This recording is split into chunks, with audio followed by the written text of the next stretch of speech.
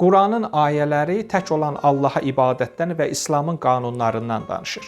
Və Quranda Əl-Bəqərə surəsinin 131, 132 və 133-cü ayələri çox maraqlı ayələrdir. Və iz qalə rəbbəhu əslim qalə əsləmtu lirabbil aləmin.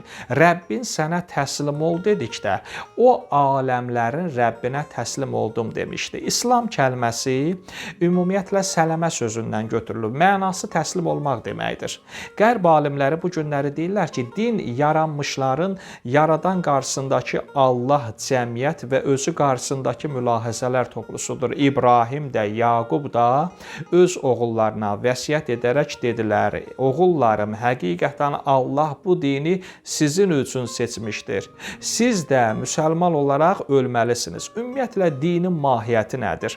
Yəni, din deyiləndə nə nəzərdə tutulur? İnsanlar dinə bu günləri hansı prizmadan yanaşmalıdırlar? İnsanlar dini sevməlidirlər, yoxsa insanlar dindən qorxmalıdırlar? Dinin mahiyyəti nədir?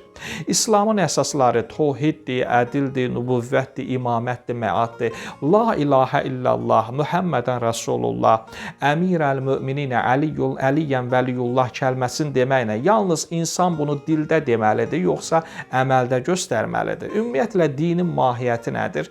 Ardıcan Allah Quran-ı Şərifdə yenə də ayədə qeyd edir: yoxsa Yaquba ölüm gəldikdə siz də onun yanında idinizmi? O zaman o öz oğullarına dedi: məndən sonra nəyə ibadət edəcəksiniz? Onlar dedilər: sənin ilahına, ata-babalarının, İbrahimin, İsmailin, İshaqın ilahı olan tək Allaha ibadət edəcəyik. Baxıb görürük ki, Quran-ı Kərim bizə bu günləri hekayədən danışır. Yəni, bu hədis deyil, bu nağıl deyil, bu Quran ayəsidir. Əgər bu günləri Quran-ı Kərim bizə hekayədən danışırsa, bəzi hallarda hekayələr də danışılmalıdır. Quran Yaqubun əhvalatını danışır. Yaqub Peyğəmbərin öz övladlarına münasibətindən danışır. Binyaminə, oğlu Yusufə, qardaşların Yusufə, Binyaminə olan münasibətindən danışır. Bir anın içərisində Yusuf Peyğəmbəri müəyyən bir dərəcəyə yetişməsindən Quran-ı Kərim bizə bu günləri danışır.